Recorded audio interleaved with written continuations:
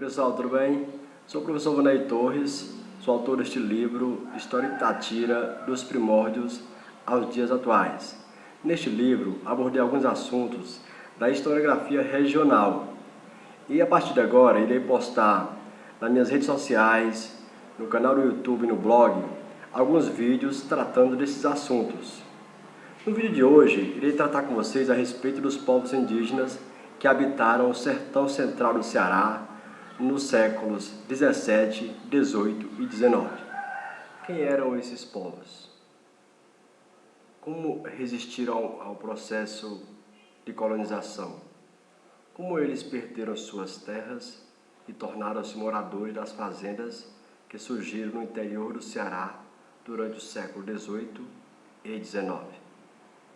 Essas questões perpassam toda a discussão acadêmica, porque os povos do sertão do Ceará, eles foram basicamente dizimados e a sua cultura e seus ancestrais perseguidos.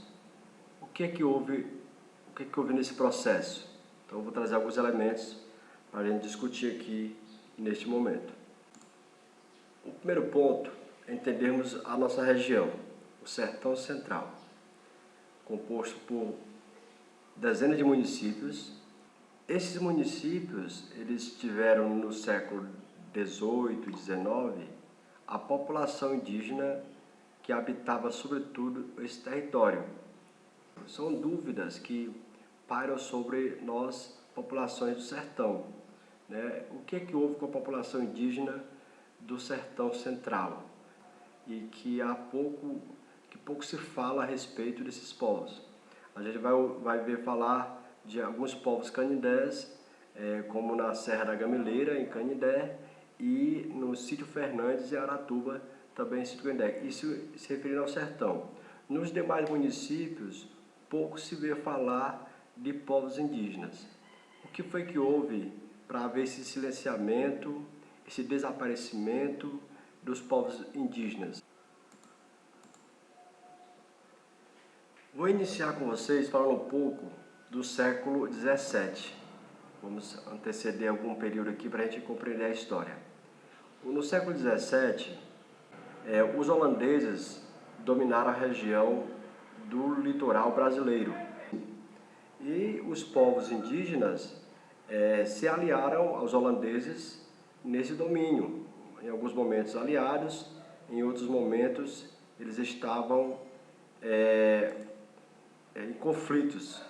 Eu aproximei aqui o mapa para mostrar para vocês a capitania do Ceará. Ela aqui está escrito com S, é assim que escrevia esse nome no século 17, sobretudo. E aqui nessa ilustração você vê o rio Jaguaribe. O rio Jaguaribe é uma entrada dos povoadores para o sertão do Ceará. Um dos afluentes do rio Jaguaribe, que não está representado na imagem, é o rio Banabuiú. E o principal afluente do rio Banabuiú é o rio Xaramubim. Este, por sua vez, um de seus afluentes nasce na Serra do Machado, que aí eu estou me referindo ao município de Itatira. E os demais afluentes nascem nos municípios vizinhos a Quixaramubim. Então, aqui é o Ceará, habitado no século 17 por grupos indígenas, que destaca os potiguaras, escrito de forma diferenciada, mas representa os potiguaras e os janduíns, que eram povos tarariús. E eles aqui está representado pelos holandeses, porque o John Bly, que elaborou esse mapa, é holandês, e esse mapa foi feito exatamente na época que eles estavam dominando esta região. Então dá para perceber como estava o território naquele período. Esses povos que habitavam o interior do Brasil eram denominados pejorativamente de tapuias. E os que habitavam a região litorânea, entre o litoral e a Serra da Ibiapaba, no Ceará, eram chamados de tupis, os potiguaras e os tabajaras. Os tapuias dita os índios de língua travada, Isso na descrição dos seus inimigos, porque tinham vários povos nos sertões que pertenciam a esse grupo que eles denominavam de tapuias. Dois principais grupos que formavam os tapuias eram do tronco linguístico Cariri e Tarariús. Como você pode ver, o tronco linguístico Cariri se reúne nele vários grupos indígenas, né? Entre eles aí você está percebendo os Iamuns, os Caratiús, que deu o nome do próprio município de Carateús, e outros nomes aí que você pode perceber, os Cariris. Os Tarariús pertenciam a este tronco linguístico, principalmente os Canidés, os Genipapos, os Janduíns. Eu me refiro aos Canidés e Genipapos porque são povos que historicamente estão atrelados ao sertão central. Os Canidés e Genipapos são os povos mais guerreiros desta região, que estiveram envolvidos em vários conflitos nesta região, lutando sobretudo pelas suas terras contra os colonizadores. Na descrição dos viajantes, eram pessoas fortes, de porte físico forte, né, sempre andando armados, levando suas cuias, suas redes, suas crianças. Era assim que os viajantes descreveram os povos indígenas nos séculos 17, 18, enquanto eles estavam nos seus territórios originais. Com a expulsão dos holandeses, por volta de 1654, os portugueses se revoltaram e iniciaram um conflito armado com a população indígena dos sertões. Essa população se reuniu para enfrentar esses portugueses, e este conflito ficou conhecido como Guerra dos Bárbaros, ou Confederação dos Cariris. Então foi um enfrentamento que durou muitos anos e que a desvantagem e as principais vítimas foram os povos indígenas do sertão, principalmente o grupo Tapuia. Então, ao final da Guerra dos Bárbaros, houve no Brasil as missões, ou chamado também de aldeias, ou aldeamentos. No Ceará, especificamente, que é o assunto que eu quero conversar com vocês, tiveram vários aldeamentos, né, sob a direção dos padres jesuítas. E aqui nesse mapa ao lado você vai perceber os nomes dos principais aldeamentos. Eu vou destacar aqui esse de Nossa Senhora da Palma, que segundo os historiadores e pesquisadores desta área, localizava-se nas proximidades do açude do Cedro, em Quixadá. E esse aldeamento, posteriormente, havia sido transferido para a Vila Montemor, o Novo da América, que posteriormente passou a se chamar Baturité. Foram lá que os índios Canidés e Genipapos e os demais Tarariús foram aldeados. Então você percebe que em todo o Ceará existiu esses aldeamentos, que posteriormente tornaram-se vilas e depois cidades. Então, enquanto os índios estavam aldeados, os outros amedrontados, né, escondidos pelo sertão ou por algum lugar, o Ceará teve seu território povoado definitivamente, né? Porque aí você tem o território livre para a ocupação do povoador. E aí surgem as principais vilas no século XVIII e no século XIX. A vila que vai nos interessar nesse momento é a vila de Quixaramubim, fundada em 1789. Já aí na segunda metade do século XVIII é fundada essa vila, e as vilas são fundadas com um objetivo de poder realmente civilizar aquele território, né, estratégico do ponto de vista comercial e do ponto de vista colonizador. É tanto que a vila de Quixaramubim, no seu termo de criação, o doutor Manuel de Magalhães Pinto e Avelar de Barbedo, ele determina aí que neste lugar, no termo da vila consta isso, se agreguem todos os povos vadios e vagabundos, errantes, inoficiosos, que estão pelo sertão, pelos sertões, atrapalhando o desenvolvimento, a civilização. E todo esse discurso sobretudo, com relação à população indígena. Isso acontece porque eles querem que esses povos se agreguem às fazendas como mão de obra e não fiquem pelo sertão atrapalhando o que eles chamam de civilização. Essa é a visão dos colonizadores. E a vila de Xaramubim e outras vilas foram criadas também para esse aspecto, para ser um ponto de referência da civilização portuguesa, né, onde teriam que prestar conta à lei, pagar os impostos, e aí começa a haver, né, todo o processo de dominação do interior do Ceará.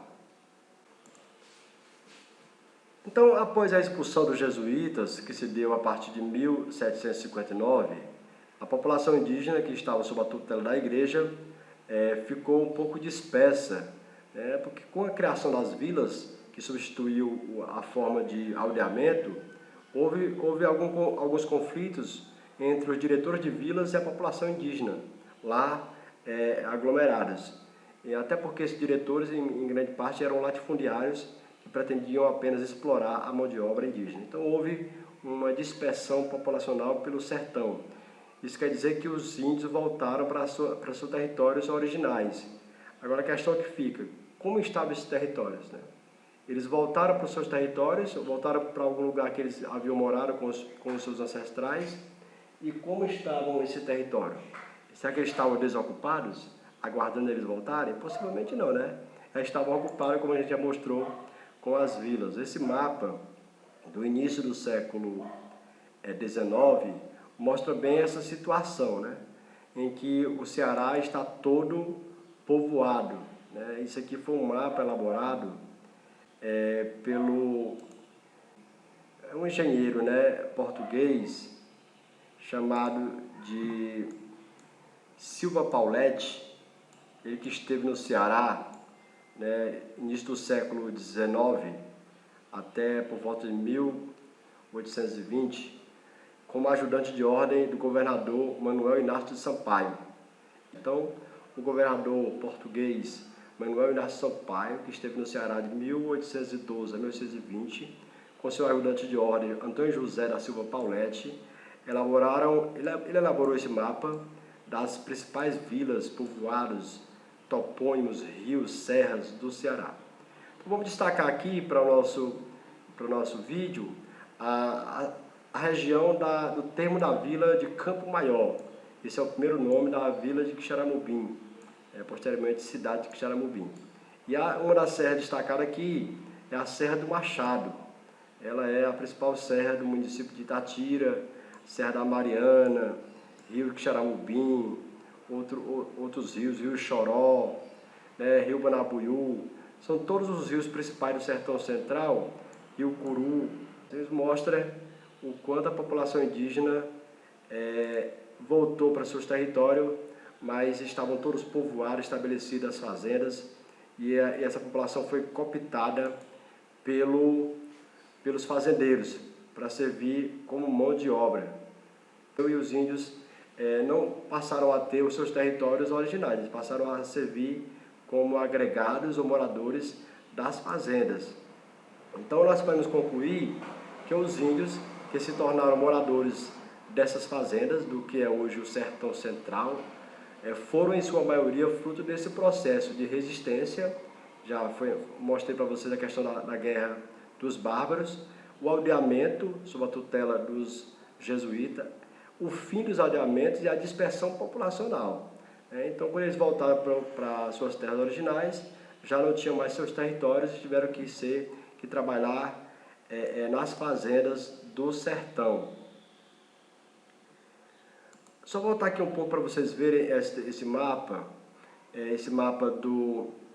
da população indígena no Ceará atual, né? Esse mapa é de 2008, mas mostra bem algumas terras indígenas no Ceará. Essa numeraçãozinha vermelha mostra onde estão as terras indígenas. Muitas em processo de regulamentação, outras já de forma oficializada. Aqui eu vou destacar para vocês no sertão central os povos canidés, que eu já havia falado, que é os povos canidés de Aratuba e da Serra da Gamileira, no município de Canidé. Mas onde estão os demais povos que habitavam o sertão central? Eles perderam sua identidade e não se assumem como povos indígenas? E o processo desse desaparecimento é bem isso que eu falei, de mortandade, genocídio da população indígena, aldeamento, e quando retornam para suas terras originais, eles são cooptados pelas fazendas e tornam-se moradores. Então, dificilmente conseguem levantar a bandeira de povos originais, de povos nativos. Então é isso, gostaria de agradecer a vocês pela atenção. Espero que vocês tenham gostado do vídeo. Por favor, se inscreva no canal, dê um like, ative o sininho para que na próxima vez vocês sejam notificados de que há vídeo dessa série, um novo vídeo dessa série. Quero dar crédito aqui à pesquisa de alguns historiadores, os quais me baseei para essa conversa que tive com vocês. Além da minha pesquisa, que deu origem ao livro História de Itatira, também tive acesso à pesquisa do professor Ayrton de Farias, História do Ceará, na sua 6ª edição, 2012. O Ayrton de Farias faz um relato completo dos povos indígenas. No livro Na Mata do Sabiá, contribuições sobre a presença indígena no Ceará, um trabalho organizado pelo Estevão Martins Palitotti, vários historiadores que ele organizou nessa coletânea, nesse importante livro, Na Mata do Sabiá. Também eu me baseei no livreto dos povos indígenas no Ceará, a organização Memória e Luta. É um trabalho organizado que teve pesquisa e redação de Alexandre Gomes, João Paulo Vieira, Juliana Muniz, são os autores desta obra. E também o artigo da revista do Instituto do Ceará, intitulado A Vila de Quixaramubim, de Perdigão de Oliveira, publicado em 1890. Então é isso, pessoal. Quero novamente agradecer a vocês pela atenção e até o próximo vídeo.